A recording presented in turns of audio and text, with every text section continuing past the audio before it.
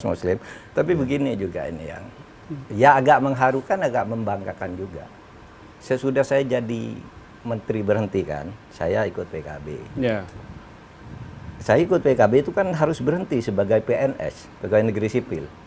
Seharusnya kan karena Gus Dur minta saya, ya saya minta pensiun dini, lalu saya ikut Gus Dur. Nah Pak Luhut tuh tanya, tiap minggu saya akan dari Jogja Jakarta. Pak Luhut tanya, Bang Mahfud, kamu gimana biayanya? Luar biasa. Lah iya Pak, saya kan masih ngajar meskipun bukan PNS, kan guru besar tuh masih ngajar kemana? Masih cukup Pak, dan saya punya gaji yang cukup. Enggak cukup kamu. Tiap bulan saya dikirimi uang sama dia. Luar biasa. Ini untuk tiket ke Jakarta dan untuk biaya pulsa telepon. Ini temennya Gus Dur. Ini bukan sekedar besti nih kalau udah begini. Iya, Pak. Ini Pak Luhut ya. Temennya Ini Gus jadi Dur. buka semua lah. Enggak, ini penting. Ini waktunya dibuka justru Pak. Itu tahun Ini waktu- 2001 sampai dengan 2004.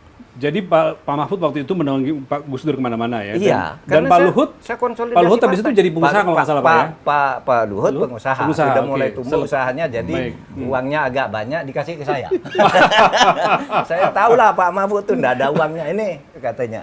Dikasih tiket tiap minggu saya pulang pergi Jakarta. Sama pulsa telepon. HP waktu itu belum ada kayak sekarang, belum smartphone. Waktu itu HP biasa yang SMS lah Jadul, ya. jadul. Pak Luhut apa yang menyebabkan Bapak cinta Ntar banget? dulu, ntar sama- dulu. Oh, belum.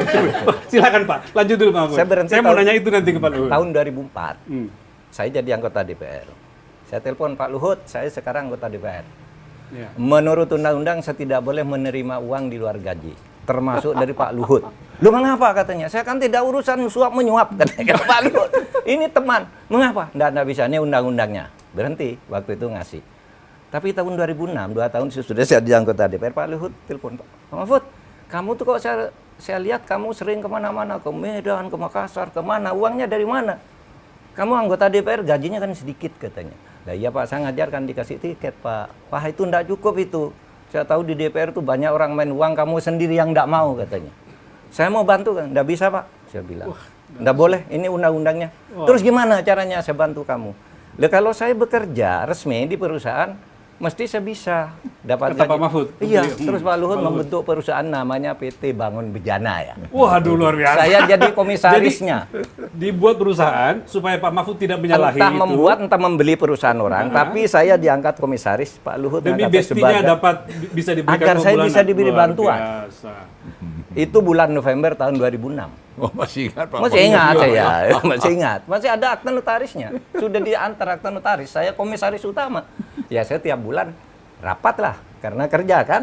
Dan yang nganteri uang kepada saya atau ngirim lewat bank itu si Mbak Uli.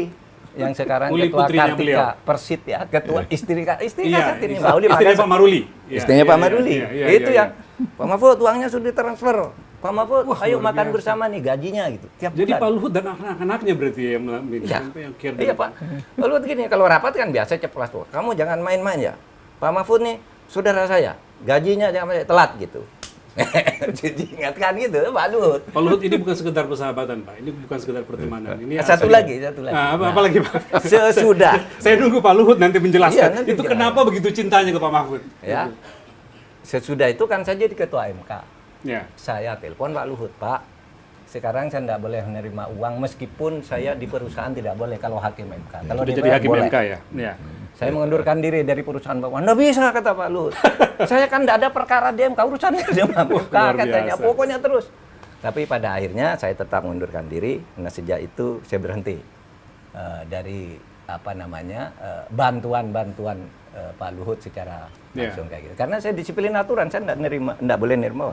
Kalau saya nerima diam-diam kan gampang kan. Datang aja kan Pak Luhut kan. Iya. Tapi saya aturannya tidak boleh kok gitu. Jadi, Nah. ya. Jadi Pak Luhut, terlepas bahwa Pak Mahfud itu miskin Pak, gitu. Tapi maksud saya, Cukup lah, ada bantuannya miskin. ini agak berlebihan Pak. Apa yang mendorong Pak Iya. Luhut sampai sebegitunya memperhatikan sahabat sejati ini? Sebenarnya ya Pak Mahfud memang, ya gimana, Gus Dur itu sama Pak Mahfud kan sayang banget gitu.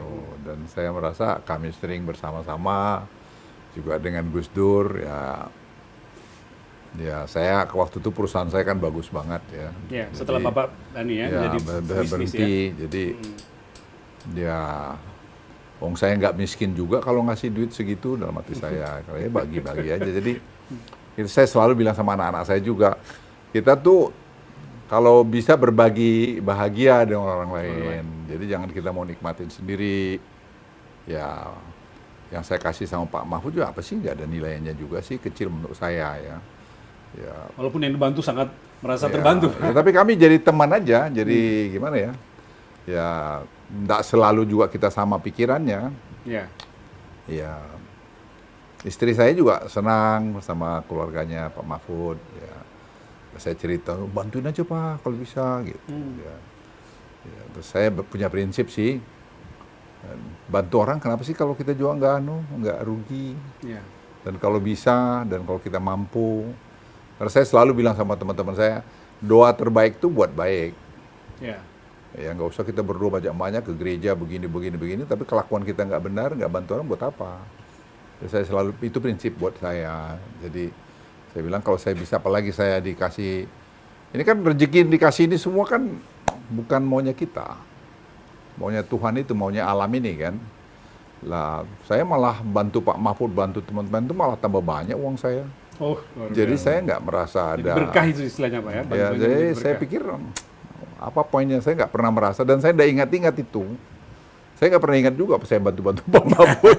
Ada kalau Pak Mahfud itu cerita, ya Pak Luhut saya ini kantor mau sewa gini-gini gitu. Ya. Jadi sewakan kantor di Yang sini. kantor kita ini. Oh, Terus saya baru bilang, tahu saya Pak. Iya, kantor bagus itu. Kantor Pak. bagus itu dari Terus Pak waktu Luhut. itu saya tanya berapa, udah beres Pak Mahfud, tenang aja nanti kita sewain lah, gampang gitu. Tapi saya nggak pernah ada sama Pak Mahfud ya nggak pernah. Ya. Ya kita berteman aja sama, dan itu saya kira saya bukan dengan Pak Mahfud aja, ada teman-teman lain yang saya bisa Yang lain bantu. juga Pak ya. Ya kadang-kadang banyak kan yang kita tuh kadang-kadang nggak bersyukur ya, bahwa kita tuh dikasih sehat, Betul. dikasih rezeki banyak, bawa sharing gitu sama orang lain yang susah. Kan banyak teman kita yang susah. Iya ya. Ya, Waktu jadi- itu ya Pak, itu para jenderal-jenderal pensiunan yang Senior-seniornya setengah Pak Mahfud, nganggur itu Pak Luhut.